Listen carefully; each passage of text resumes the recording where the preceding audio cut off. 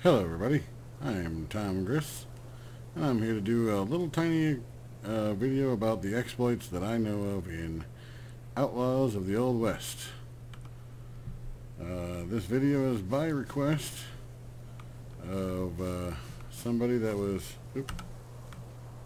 talking with me the other day, and I figured it was a good idea to get a video out there just in case the devs don't know about this stuff. I was under the impression that they did, but this person seemed rather adamant that they were not. So, just in case they aren't, I'm going to make a video on it to demonstrate. Okay, first we're going to go over here to my workshop,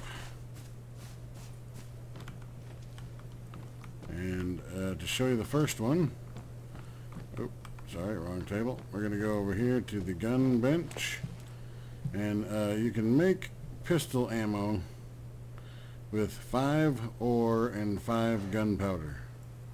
Okay? And that gives you 20 bullets. Alright? Let's just get rid of that. So let's take out 20 bullets. Okay? Now remember, 5 ore, 5 gunpowder makes 20 bullets. Okay? When we come over here to the Blacksmith Shop, and the Blacksmith Shop has a recycling forge. And in that recycling forge, you can place those 20 bullets that you just made for that small price. Excuse me. Get that out of the way. And you can start it off with some coal. And those 20 bullets turn into 20 iron ore and 20 gunpowder. And if you remember, it only takes 5 to make 20 bullets. So now you can basically quadruple your gunpowder and make more bullets, or in this case you can make dynamite with it or something like that.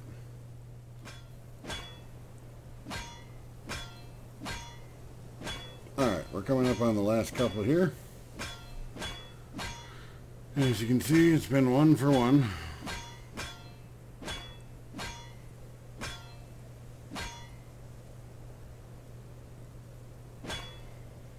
Okay, now we take our 20 gunpowder and our 20 ore. Now obviously I have a lot more ore and stuff in here, but that's not the point here. The point is, now we can go right back over here and make for 5 and 5. So this would be 4 then. Yeah. So 4. And enter. And that takes care of those right there. And with that, we are now making 80 bullets. So we've took those 20 bullets and turned it into 80 bullets. And now we can turn those 20 bullets that we got are now 80 bullets here. That'll be 80 gunpowder and 80 metal. Now, the reason why this is an exploit is because you don't have to make the bullets in the first place, because you can get them off of bandits. The bandits drop bullets, pistol bullets. And they drop a fair amount of pistol bullets. So in a short amount of time, you could farm, say, a lot of pistol bullets and melt them down, and you could get a lot more bullets out of it with this.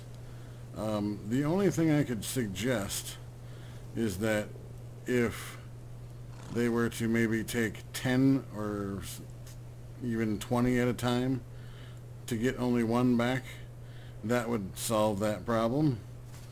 Or, you know, I don't know, do the math, 50-50 ratio, however you want to do it. But I do believe that you should be able to break them down still. I just don't think you should be able to exploit it like that, obviously. Another exploit that you can do, there we go. How much money do I got plenty of money on me. One of the exploits that I found that you can do, now this, it requires a little bit of grinding to get to, because you have to purchase the taxidermist and the tailor before this will work. But you can go up to the taxidermist, and I have a macro on my mouse so I can click this extremely fast.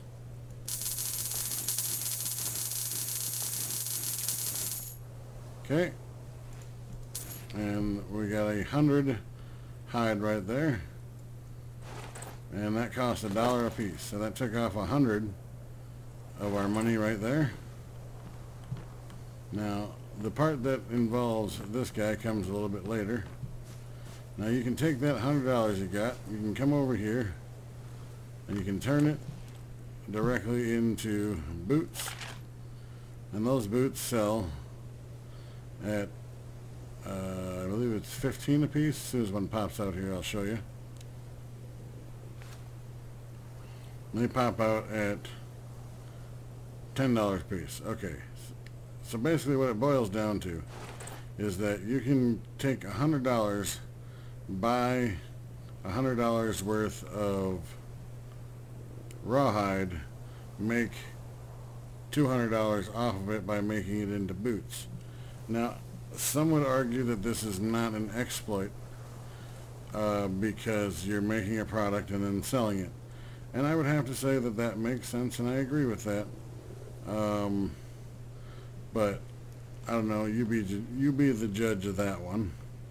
Because you can also take the cotton, turn that into yarn, then make a buttload of shirts and sell that.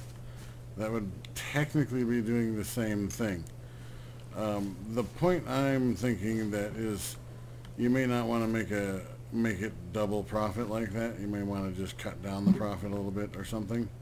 I don't know. I personally don't see a problem with it, but these are just the possible exploits that I know of. The next thing involves any type of cooking apparatus. Like we have this here is a campfire. Notice there's no fuel, nothing like that in there. Okay, and we're going to go down to our sledgehammer here. Our sledgehammer, you can see, is almost completely dead. Put it in here, and now it appears up in the top slot as fully healed, ready to go. And I didn't have to spend anything on it. So that would definitely be an exploit there. Now you can also do the same thing in the smoker, or in, say, this campfire, or the brick fireplace. You can't do it in the forges, but yeah, it's in a couple of different places that you can do that one at. And the next one, I don't really know if it would be considered an exploit, but it's an area that I think needs to be looked at. And the reason why I have this funky thing here is because the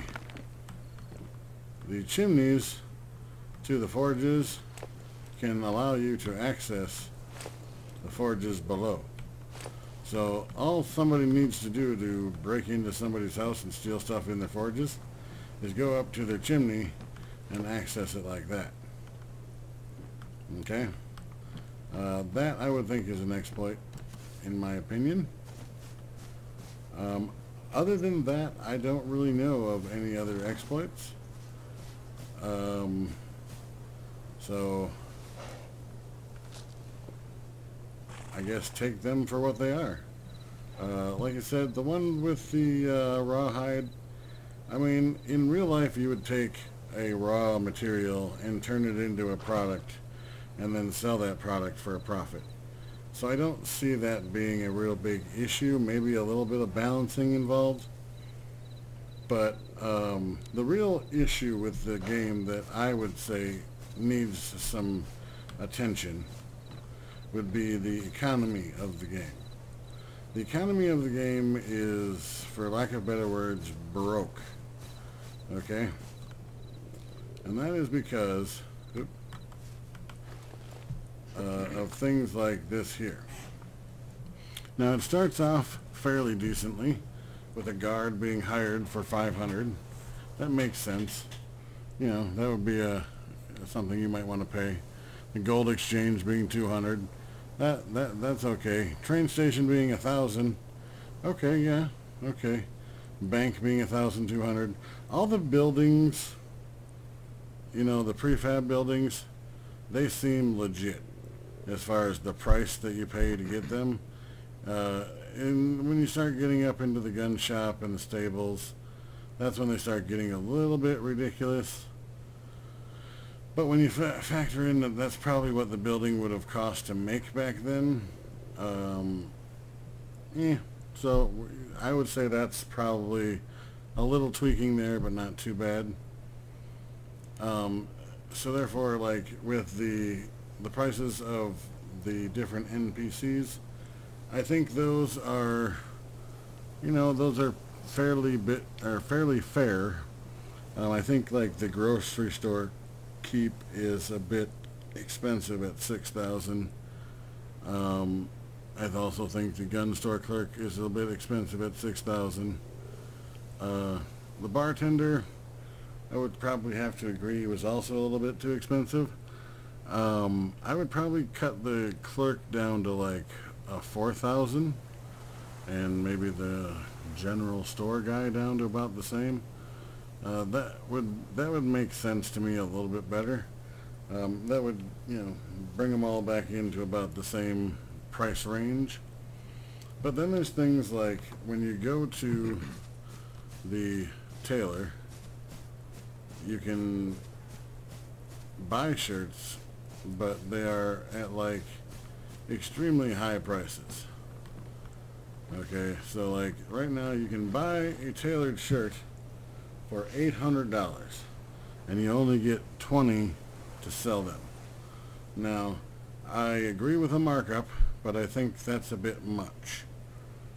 I think most people would agree with me on that. All that is required here is a little bit of balancing. Just say instead of 800, say maybe 100 or even 200. I wouldn't go much higher than that, but say like 100. You know, and you know that can be said for just about everything in here. Is the amount of markup from 15 to 500? That's a bit ridiculous. 25 to 1,000, again, a bit ridiculous. However, I mean, the game itself is amazing. It has so much content, and the devs are working very hard on it. And I realize that, and I appreciate all the work that they do on it. And I'm in no way trying to bash the game. I'm actually trying to help the game by, you know, if they don't know about these things, pointing them out. I am probably going to be doing multiple videos on multiple subjects in this game because I really do like this game. I've been playing it since it launched, pretty much, and it's pretty much all I've been playing. I mean, I've played other games here and there, but so I know quite a bit about the game. Other than those, I don't see any real other glitches that I can tell or I can remember right offhand. So, in conclusion, I'd just like to say that some of these I don't think are considered exploits. They just need a little bit of balancing. And like I said, I'm in no way trying to attack the game in any way. I really love the game. I think it's an awesome game, and I love what the devs are doing with it. I'm making this video more as a helpful guide to take care of some of the more annoying issues that are in the game. And if you like this video, please let me know by hitting a thumbs up. And if there's any ideas for videos you'd like to see in the future, just let me know in the comments. Thank you, and enjoy your time in the West.